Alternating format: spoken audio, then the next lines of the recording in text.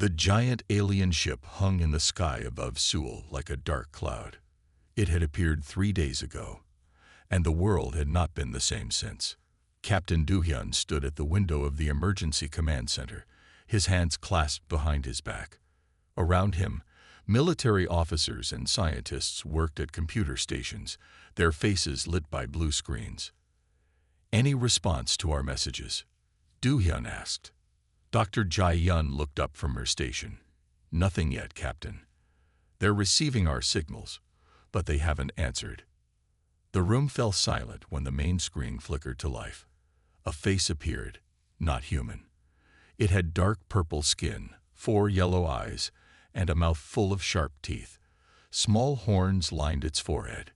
People of Earth. 1 week after first contact, a human delegation boarded the alien mothership. Captain Do-hyun led Dr. Jae-yun, Sun-ho, and 3 other specialists through the massive entrance bay. Ambassador Krell greeted them with his 4 yellow eyes blinking in sequence. "Welcome to the Vorin," he said, showing his sharp teeth. "Our home among the stars." The humans followed Krell into a large round room with viewing windows that showed Earth below. Other aliens watched the humans with curious stares. "These are representatives from our council species," Krell explained. "They are eager to learn about your kind." A tall, furry alien stepped forward. Its claws clicked on the floor. "I am Mox of the Turan. On our world, we hunt large beasts with these." He flexed long, curved claws. Dr. Jae-yun nodded politely. "Impressive. Humans use tools for hunting instead." "Tools?" asked a reptilian alien with scales that changed color. "Why use tools when your body can be a weapon?" Sun-ho smiled. "Our bodies evolved differently. We use our minds to create what our bodies lack." The aliens exchanged looks that Do-hyun didn't like. He saw something like pity or amusement in their eyes. "Please, share your meal with us," Krell said, guiding them to a large table filled with strange foods. The humans watched as the aliens tore into raw meat with their sharp teeth and claws. Blood dripped from their mouths as they ate. "You do not join us?" asked Mox, noticing the humans' hesitation. "We usually cook our meat," explained Jae-yun, "and we eat plants too." This caused a stir among the aliens. The reptilian one made a sound like laughter. "Plants? Like prey animals?" he asked. "We are omnivores," Jae-yun said. "We eat both plants and meat." Krell leaned forward with interest. "Yet you claim to be your planet's apex species. How can this be?" Do-hyun stepped in. "We'd like to learn about your cultures too. How does the council work?" Krell explained how the 50 predator species formed the Galactic Council thousands of years ago. Strong species earn more power. The weak serve the strong. "It is the natural way," Krell said, "as it is in any ecosystem." After the meal, the aliens took the humans on a tour of the ship. They showed off their technology, weapons, and living quarters. Everything was designed for beings with claws, sharp teeth, and powerful bodies. In one large room, aliens were fighting in what looked like practice battles. They slashed with claws and fangs, moving with incredible speed. "Combat training," explained Mox. "All council species maintain fighting skills." "Do humans train for combat?" asked the reptilian alien. "We do," said Do-hyun, "but in different ways." Krell watched Do-hyun closely. "We would enjoy seeing human combat methods. Perhaps a demonstration tomorrow." Later, in their private quarters, the human team met to talk. "They're testing us," said Sun-ho, "trying to figure out if we're worth respecting." Jae-yun nodded. "Did you notice? They only respect strength and hunting ability. They keep talking about predators and prey." "And they're confused by us," added Do-hyun. "They can't understand how we became dominant on Earth without natural weapons." "What should we do about tomorrow's demonstration?" asked Sun-ho. Do-hyun looked out the window at Earth below. "We show them something they don't expect. They think we're weak because we don't have claws or fangs. We need to show them what humans can really do." That night, as the humans slept, the alien council members met. "These humans are strange," said Mox. "Soft, weak, they eat plants. Yet they control their world," said Krell. "There must be more to them." The reptilian alien clicked its teeth. "Or perhaps they are simply prey that has forgotten its place. Tomorrow's demonstration will show us the truth." Krell nodded. "Yes, tomorrow we will see what these humans are truly capable of. Then we will know if they are predators worth respecting or simply prey wearing clothes." The next morning, Captain Do-hyun and his team entered a large, circular room on the alien ship. The floor was soft, like sand. The walls were high, and many aliens watched from viewing areas above.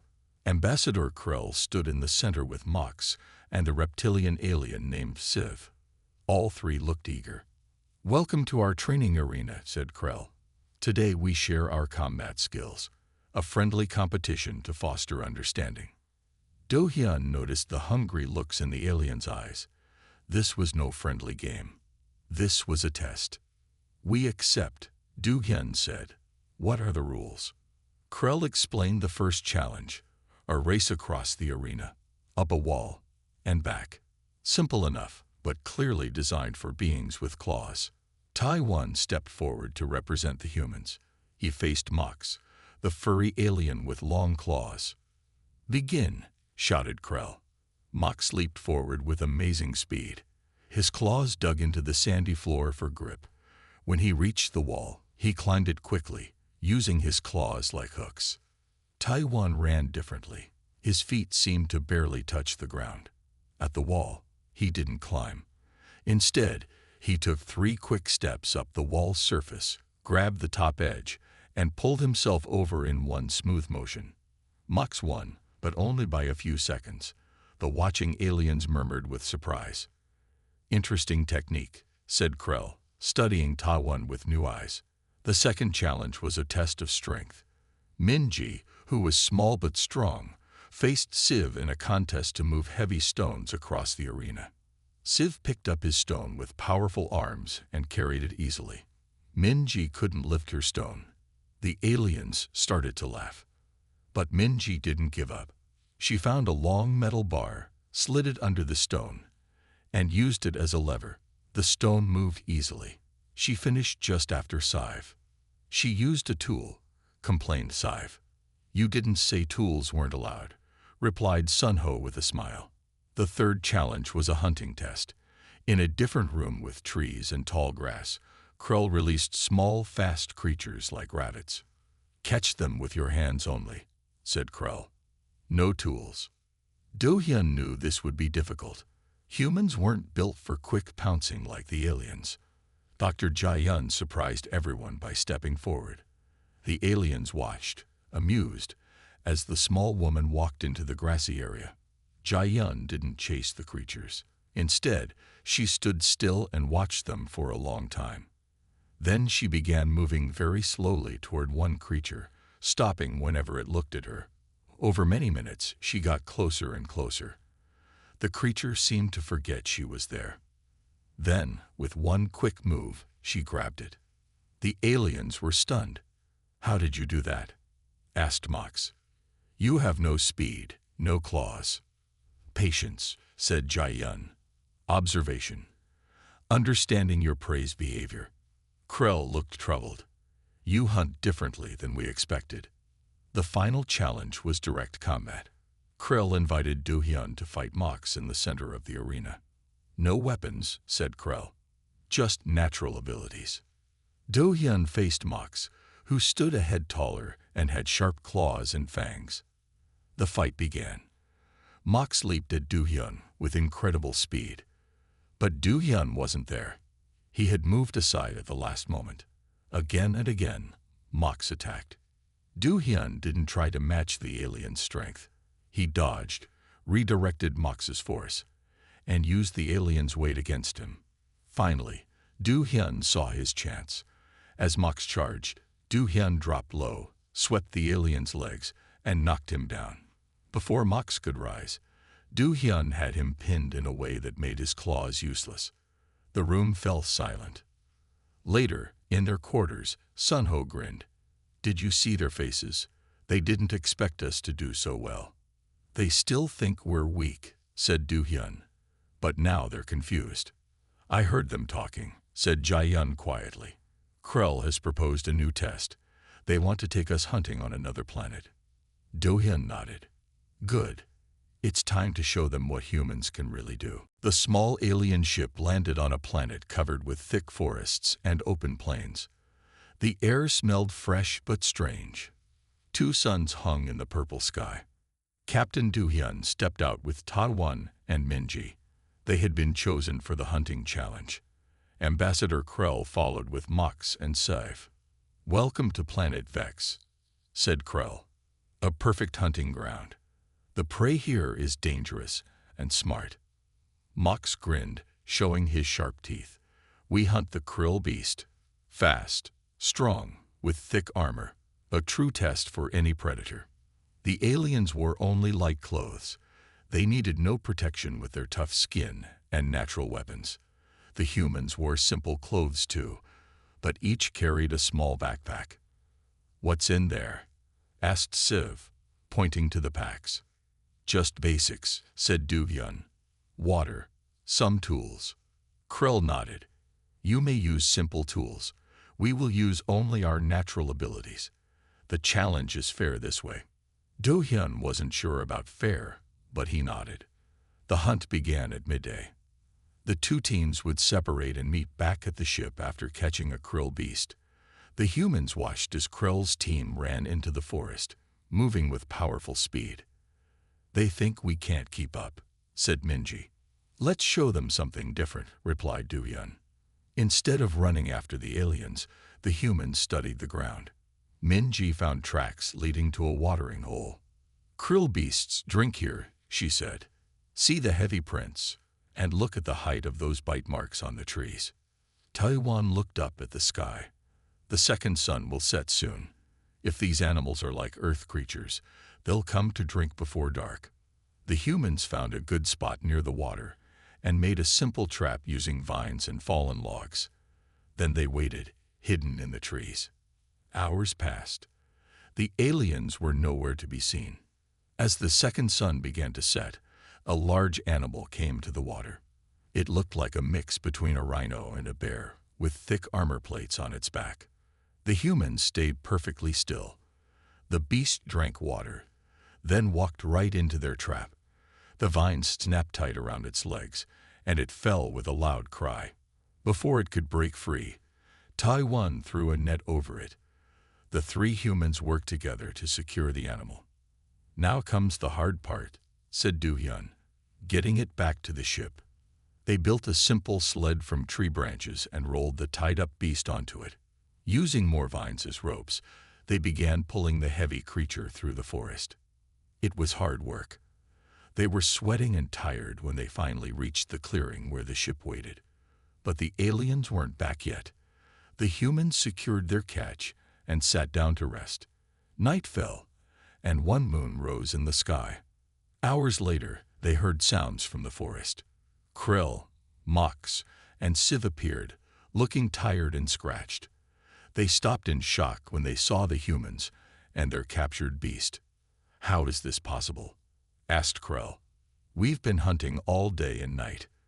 Where is your catch? Asked Minji. Mox looked angry. The beasts are too fast. We chased 3 but couldn't catch any. The aliens stared at the trapped krill beast, then at the simple tools the humans had used. You didn't chase it? Asked Seiv. No, said Do-hyun. We studied it first, learned its habits. Then we set a trap and waited. Krell walked around the captured beast, touching the vines and net with his clawed fingers. So simple, he said quietly, yet so effective. On the flight back to the mothership, the aliens were unusually quiet. Do-hyun noticed them watching the humans with new eyes. Not with hunger now, but with something that looked like worry. That night, Krell called an emergency meeting with the Galactic Council. We may have misjudged these humans, he told the gathered aliens. They hunt differently than any species we've ever met, and they might be more dangerous than we thought. The Galactic Council chamber was filled with alien leaders. They sat in a circle, their different shapes and colors making a strange sight. They all had one thing in common. They were predators with natural weapons. Ambassador Krull stood in the center, speaking about the humans. "They don't hunt like us," he said. "They don't rely on speed or strength. They use their minds. They plan. They make tools. They work together." An old alien with gray skin and 6 eyes spoke up. "Show us the footage from Earth." Krull nodded. A large screen appeared in the air. It showed scenes from human history. First, early humans hunting a mammoth. They didn't fight it directly. They chased it for days until it was too tired to run. Then they killed it with spears. Next, humans in a war, using weapons that could kill from far away. Then modern humans building tall cities, flying machines, and space rockets. "They evolved differently than any council species," said Krull. "They aren't strong or fast, but they compensate with intelligence and tools." Meanwhile, on the mothership, Dr. Jai-Yun was in the alien library. She had been given permission to study alien records. What she found worried her deeply. When Du-hyun and the others returned from the hunting trip, she met them in their quarters. "I found something important," she said, her voice low. "The Council has records of many planets and species. Some species that were considered non-predators have disappeared after contact with the Council." "Disappeared?" asked Tadwan. "What does that mean?" "I think they were seen as prey," said Jai-Yun, "or as competition. Either way, they're gone." "And how do they see us?" asked Minji. "That's what worries me," said Jai-Yun. "They're still deciding." Back in the council chamber, the debate continued. "These humans are not like us," said Mox. "They are weak physically. But they dominated their world," argued Krull. "And they did it faster than any species we know. Look at their history." The screen showed more scenes. Humans inventing new weapons. Humans adapting to every environment on Earth. Humans working together in large groups to solve problems. "They are apex predators," said the old 6-eyed alien. "But not because of physical strength. Because of this." He tapped his head. "What should we do about them?" asked Civ. "Are they a threat to the Council?" A new scene appeared on the screen. It showed humans caring for young animals, protecting weaker species, healing the sick. "Strange," said Mox. "They act like predators, but also like protectors." "They are complex," agreed Krull, "and unpredictable." The Council voted. Some wanted to limit human access to the galaxy. Some wanted to learn more. Some even suggested removing humans before they became too powerful. "We need more information," said the old alien. "More tests." That evening, Ambassador Krull invited Du-hyun to a private meeting. They stood at a viewing window, looking at Earth below. "Your species puzzles us," said Krull. "You lack the natural weapons that define predators, yet you conquered your world." "There are many ways to be a predator," replied Du-hyun. "Claws and fangs are just one way." "The Council is concerned," Krull admitted. "Some fear what humans might become." "And what do you think?" asked Du-hyun. Krull turned all 4 eyes to him. "I think you are more dangerous than you appear. You don't look like predators, but you think like predators. Maybe that is more important." "We want peace," said Du-hyun, "but we will protect ourselves if needed." Krull nodded slowly. "The Council wants one more test, a simulation of conflict, to see how humans fight when truly challenged." "A war game?" asked Du-hyun. "Yes," said Krull, "but be warned, Captain. Some on the Council are hoping you will fail." Du-hyun looked at Earth, blue and peaceful below. "Then we won't fail." Dr. Jai-Yun couldn't sleep. The alien library had given her access to too many troubling files. She sat in the dim light of their quarters, studying her tablet. When Sun Ho entered, she jumped. "Sorry," he said. "What are you looking at so late?" "Council records," she said. "I found something terrible." She showed him the screen. It displayed a list of planets and species with red marks next to many names.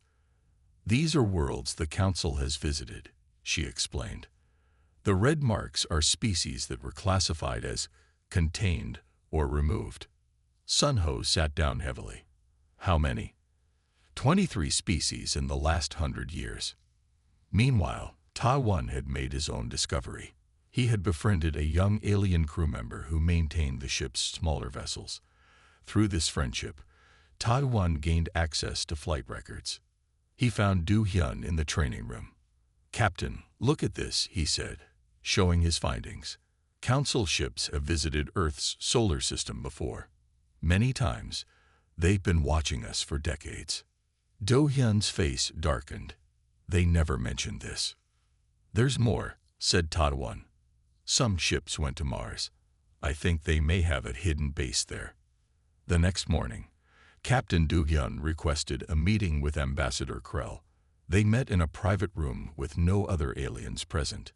"Why didn't you tell us you've been watching Earth for years?" Du Hyun asked directly. Krell's 4 eyes blinked in sequence.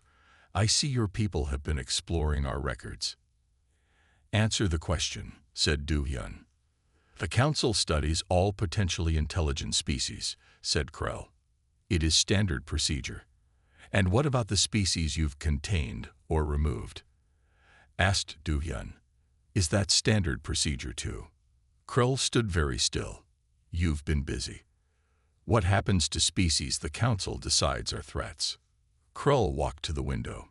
"The galaxy is a dangerous place, Captain. Predator species compete for resources. The Council maintains order by eliminating competition." "Sometimes," admitted Krell, "but only when necessary." "And how does the Council view humans? As allies or competition?" Krell turned to face Du Hyun. "That has not been decided. Some Council members see humans as potential allies. Your adaptive thinking could be valuable. Others see you as a future threat. Because we're different. Because you're unpredictable," said Krell. "You lack the physical traits of predators, yet you act like apex predators. You show mercy to prey species, yet you've caused many extinctions on your own world. You fight terrible wars among yourselves, yet you care for the weak. The Council doesn't know what to make of you." Do Hyun stepped closer to Krell. "Let me be clear. Earth will not be contained or removed. If that's your plan, you should know humans fight hardest when cornered." "I believe you," said Krell. "That's why I've argued for alliance instead of conflict. But the final test will influence the Council's decision." "The war game." "Yes, it will take place tomorrow. A simulated conflict between human and Council forces." "What are the rules?" asked Du Hyun. "Each side will have equal resources. The goal is to achieve victory with minimal losses. It's not just about winning, Captain. It's about how you win." That night, the human team gathered to prepare. Du Hyun had selected Hai Jin, their best strategist, to lead their side in the simulation. "They expect us to fight like them," said Hai Jin. "Directly, openly. But that's not how humans became apex predators." "What's your plan?" asked Minji. Hai Jin smiled. "We'll show them how humans really fight. Not with claws or fangs, but with this." She tapped her head. "They won't know what hit them," said Taiwan. Do Hyun looked at his team. "Remember, this isn't just a game. The future of Earth may depend on what happens tomorrow." In another part of the ship, Krell met secretly with the old six-eyed alien. "Are you sure about this test?" asked the elder. "Yes," said Krell. "Tomorrow we will see what humans are truly capable of when threatened. And if they prove too dangerous..." Krell's eyes narrowed. "Then the Council will do what is necessary." The simulation room was large and dark. Hai Jin sat at a control station with Taiwan and Minji beside her. Across the room, Mox, Civ, and 3 other aliens sat at their own stations. Ambassador Krell stood in the center with the six-eyed elder. "This simulation will test both sides' military thinking," explained Krell. "Each team controls identical virtual forces. Your goal is to defeat the enemy while minimizing your own losses. The elder spoke, his voice deep. This is not about who is stronger. It is about who is smarter. Screens lit up around the room. They showed a virtual planet with two opposing forces. Begin, said Krell. The alien team moved quickly. They sent their forces straight toward the human positions. It was a direct attack, using superior numbers in the center. Hai-Jin smiled. They're doing exactly what we expected. Instead of meeting the alien attack head-on, she split her forces into small groups. She sent some behind the alien lines. Others hid in rough terrain. A small force stayed visible, appearing weak and retreating. The aliens pursued the retreating humans, thinking victory would be easy. What are they doing? Asked Mox, confused. They're running away. Civ looked troubled. It seems too easy. He was right. As the alien forces advanced, Hai-Jin sprung her trap. Her hidden units attacked from all sides at once. The small human groups targeted the alien supply lines and communication centers. The alien commanders tried to regroup, but their forces were now scattered and confused. They're everywhere, complained one alien commander. How do we fight an enemy we can't see? Hour after hour, the simulation continued. The aliens fought bravely, but they couldn't match the humans' flexible tactics. Hai-Jin never attacked directly. She used deception, ambushes, and hit-and-run attacks that frustrated the aliens. By the end, the human forces had achieved victory with minimal losses. The alien forces were defeated. The room was silent when the simulation ended. The alien commanders looked shocked. How? Asked Mox. Our forces were equal. We don't fight fair, explained Hai-Jin. We fight to win. The elder alien studied the final battle map. Fascinating. You never once engaged in direct combat when the enemy was at full strength. That would be wasteful, said Tadwan. Why sacrifice lives when you can weaken the enemy first? Krell turned to Do-hyun, who had been watching from the side. Is this how humans always fight? With tricks and deception. We call it strategy, said Do-hyun. Throughout history, the most successful human commanders weren't always the strongest. They were the smartest. They found ways to win without superior force. The six-eyed elder nodded slowly. Now I understand why you became apex predators on your world. Your greatest weapon is not physical. It is here. He touched his head. Later, the Galactic Council held an emergency meeting. The simulation results had caused great concern. These humans are dangerous, argued Mox. They don't think like us. They don't fight like us. Exactly, said the elder. That makes them valuable, not threatening. Krell stood before the council. I have studied humans closely. Yes, they are different. Yes, they could be dangerous. But they could also be powerful allies. How can we trust them? Asked one council member. They use deception as a tactic. They use intelligence as a weapon, corrected Krell. Just as they use tools to compensate for their physical weaknesses. This is not dishonesty. It is adaptation. The council debated long into the night. Some members still wanted to classify humans as a potential threat. Others saw the value in human thinking. Finally, the elder spoke. For millennia, the council has represented predator species. But these humans show us there is more than one kind of predator in the galaxy. Perhaps it is time we learned from them, rather than feared them. The vote was close, but the council made its decision. Earth would not be contained. Instead, humans would be offered a place in the galactic community.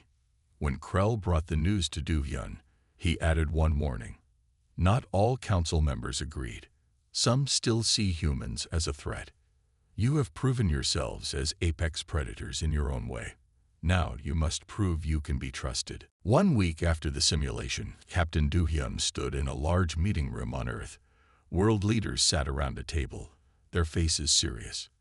Ambassador Krell and 2 other aliens stood beside a large screen. The Galactic Council proposes an alliance, Krell explained. We offer technology, knowledge, and protection. In return, we ask for human innovation and new ways of thinking. The President of the United Nations spoke, and if we refuse, that would be unfortunate, said Krell. Some council members already see humans as a potential threat. Refusing our offer would strengthen their position. Do-hyun stepped forward. This isn't a simple choice. The council has eliminated other species they saw as threats. Whispers filled the room. Dr. Jae-yun showed the evidence she had found in the alien records. The world leaders looked worried. Is this true? The president asked Krell. Krell's 4 eyes blinked slowly. The council has sometimes taken action against dangerous species, but we prefer cooperation. What kind of alliance do you propose? Asked Do-hyun. Krell touched the screen, showing images of advanced technology. We can help humans solve many problems. Disease, climate change, energy needs. And what would we offer you? Asked Sunho. New perspectives, said Krell. Humans think differently than any council species. You solve problems in ways we never consider. This is valuable to us. The meeting continued for hours. The world leaders asked many questions. Some were excited about alien technology. Others worried about Earth's safety. Finally, Do-hyun proposed a compromise. Let's start small. A joint research station. Limited technology exchange. Time to build trust on both sides. Krell considered this. The council will accept, but they will watch closely. 3 months later, construction began on a joint human-alien station on Earth's moon. Scientists and diplomats from both sides would work together there. Dr. Jae-yun was chosen to lead the human research team. She moved into the station as soon as it was ready. Her lab was filled with alien technology she was still learning to use. One day, Krell visited her lab. Your work is impressive, Doctor. Thank you, she said. I'm still getting used to your tech. Yet you've already made improvements to some of our designs, said Krell. This is why the council values humans. You see things differently. Jae-yun looked up from her work. Can I ask you something? Of course. Do you really believe in this alliance, or are you just watching us until you decide if we're a threat? Krell was quiet for a moment. When we first came to Earth, I saw humans as strange, weak creatures who somehow became dominant. I didn't understand how you could be apex predators without natural weapons. And now I understand that adaptability is the greatest strength. Humans adapt faster than any species we've met. You turn weaknesses into strengths. You see problems as opportunities. Krell moved to the window, looking at Earth hanging in the black sky. Some council members still fear you, he admitted. They worry what humans might become with access to our technology. But others, including myself, believe we have much to learn from each other. In his office on the station, Do-hyun met with Sunho, who now served as the chief human diplomat to the council. How are negotiations going? Asked Do-hyun. Slowly, said Sunho. But I think they're starting to trust us. 3 more council species have requested human advisors for their technical problems. And the ones who still see us as threats. They're watching and waiting, said Sunho. For now, we've proven our value. But we need to show them we can be trusted as allies. Do-hyun nodded. We've convinced them we're apex predators in our own way. Now we need to show them we can be more than just predators. A challenge for another day, said Sunho with a smile. But that day would come sooner than anyone expected. 6 months after the moon base opened, emergency alarms woke Captain Do-hyun in the middle of the night. He rushed to the command center where Sunho and Dr. Jae-yun were already waiting. Ambassador Krell appeared on the main screen, his 4 eyes blinking rapidly. We have a crisis, said Krell. The Vorik, a violent species from the Outer Rim, have attacked Bennu, a peaceful council world. They've overwhelmed the planet's defenses. Why tell us? Asked Do-hyun. The council fleet is spread thin defending other worlds, explained Krell. And the Bennu are plant eaters, not fighters. They need help. You want humans to fight your battle? Asked Sunho. I want to test our alliance, said Krell. This is a chance to show the Council that humans can be valuable allies, not just potential threats. Do-hyun thought quickly. We'll help, but we do this our way. 3 days later, 5 human ships left Earth, carrying a small force led by Do-hyun and Taiwan. They met Krell's ship near the edge of the solar system. Our plan is simple, said Do-hyun in the joint briefing. We don't have enough ships to fight the Vorik directly. So we won't. The aliens looked confused. Mox, who had joined the mission, asked, Then how will we defeat them? The same way humans have won impossible battles throughout history, said Do-hyun. We'll use our brains, not just our weapons. The plan was bold. While Krell's ships distracted the Vorik fleet, small human teams would land on Bennu in stealth shuttles. Led by Taiwan, they would train the local Bennu to set traps and fight guerrilla style. Meanwhile, Hai-Jin would coordinate from orbit, creating confusion in Vorik communications. When they reached Bennu, the battle was already going badly. The Vorik ships controlled the skies, and their ground forces were rounding up Bennu civilians. The Vorik were tall, gray-skinned aliens with natural armor and claws like knives. They fought head-on, relying on strength and numbers. They never expected an attack from behind. The human shuttles landed quietly in the forests. Taiwan's teams linked up with Bennu resistance fighters. The Bennu were tall, gentle beings with 4 arms and skin like tree bark. They had never fought a war before. We can't make you into soldiers in a few days, Taiwan told them, but we can teach you to protect your home. The humans taught the Bennu to use the land against the invaders. They set traps, disrupted supply lines, and attacked only when they had the advantage. They never fought fair. In space, Krell's ships joined with the human vessels. Hai-Jin used human hacking techniques to confuse Vorik targeting systems. When the aliens couldn't lock onto human ships, Krell's forces could attack safely. The Vorik, used to direct combat, grew frustrated and careless. Their commanders couldn't understand how they were losing to what seemed like a weaker force. After 2 weeks of fighting, the Vorik retreated, leaving Bennu free again.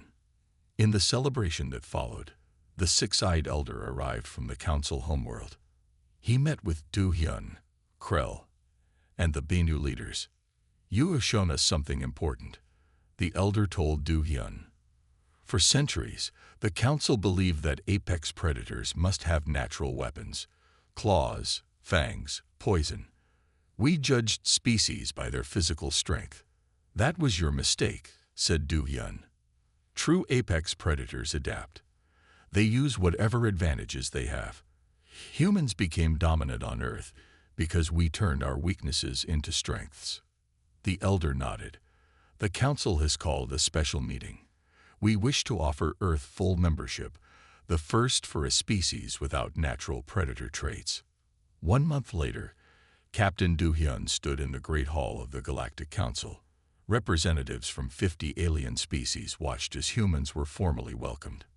Ambassador Krell spoke to the assembly. Today marks a new understanding in the galaxy. These humans have taught us that being an apex predator isn't about having the sharpest claws or the strongest jaws. It's about intelligence, adaptability, and determination. The elder stepped forward. For too long, we judged other species by our own standards. We destroyed those we thought were weak or threatening. Today, we acknowledge our error. Do-hyun accepted the council's welcome. As he looked around at the alien faces, some friendly, some still suspicious, he knew this was just the beginning. Humans had proven themselves as apex predators in their own unique way. Now they would help shape a new future among the stars.